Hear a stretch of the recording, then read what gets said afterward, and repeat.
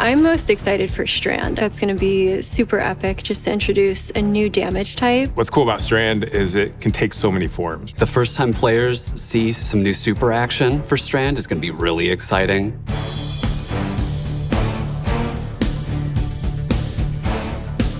Strand is this network of metaphysical connection, objects, people, past, present, future. We call it the weave. Anytime a guardian needs to use Strand, revealing all the strands around them, reaching in, weaving weapons.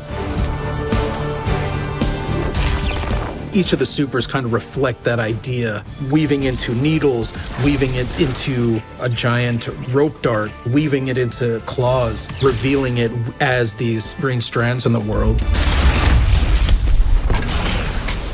Green was definitely like something that we were excited about because it stood apart from other damage types. It kind of gave it like its own visual language. World strands are the things that are like more organic, flowing. It almost looks like a curtain of strands that flicker in and out of reality. The idea of like the strings, like the strands lighting up the world.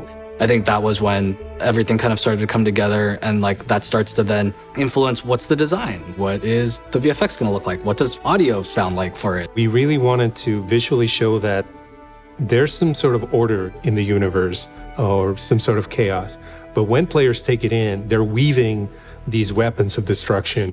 When developing Strand, we wanted the emotional fantasy to be based on ropes and strings, and the mechanical fantasy to be rapid movement, creating objects out of these strands. When you are in each of your super states, you have these strand elements that are on you that are connected from above. Things that you create are constantly revealing this world of strands around you. Threaded Spike, the hunter's melee ability, will bounce between enemies until it can't find anymore, and then it will come back to me. If I press the melee button again, as it comes back to me, I will catch it, and that gives me melee energy for the next time I want to use it. As a VFX artist, we came up with this idea of when it goes out, let's put a bunch of additional communication on it to make it look more dangerous, and when it comes back, we don't add that stuff, and it's simpler, and then it feels less dangerous. And then that's when we know that we did it right, when you're not even questioning it. But getting to that point is definitely a challenge. And each one of the strand abilities, I feel like, have these little twists in there. It's so important that you can tell what it is at a moment's notice. And then as we go through the process, there's revisions and refining it based off of play tests. Sometimes there are small visual changes. Sometimes it's like overall big differences. And I think a good example is the Titan Super. We had this really cool swipe attack that was severing enemies, but it was hard to chase those enemies down. We need a long-range attack for the Titan that is going to enable us to get close to the melee attack and attack them. And Suspend was a natural choice for that. One really cool thing we're introducing with Strand is the ability to suspend combatants. Combatants are lifted up into the air, they're suspended in these strand webs. Their limbs are now like connected to these invisible strands and they are vulnerable. Then you can then start to set up combos on top of that, or even just, I need to take a breath moment. That really gives you and then your fire team members an opportunity to kind of set up 1-2 punch kind of combos. Sometimes you can use it more as utility and provide support for your team. And so I think that's going to create like a lot of opportunities where Strand's going to be valuable no matter what. I think it was really that moment where everything kind of like clicked and we're like, everyone on the team was like, oh, I get what Strand is now. A big part of Strand looking at the concept art that we tried to clue into was the idea of cosmic webs. What do cosmic webs sound like? Anything that kind of evoked this feeling of tension and pulling. Things like recording us rubbing on plastics, leather gloves. We would string out a big sheet of plastic wrap and running our fingers along it in really weird performative ways.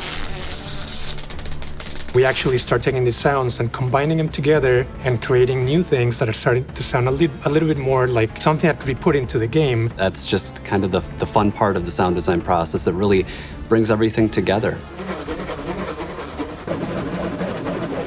Some wacky things have happened as we've developed Strands, interactions we didn't necessarily anticipate. When you pick up a tangle and you throw it, You can grapple to that tangle, and you're sailing through the air after this tangle, which can then hit an enemy, blow them up, and then you just swoop in and follow up. Designers will find these bugs that will come back and be like, oh, actually, you can do this. And you're like, let's double down on that, you know?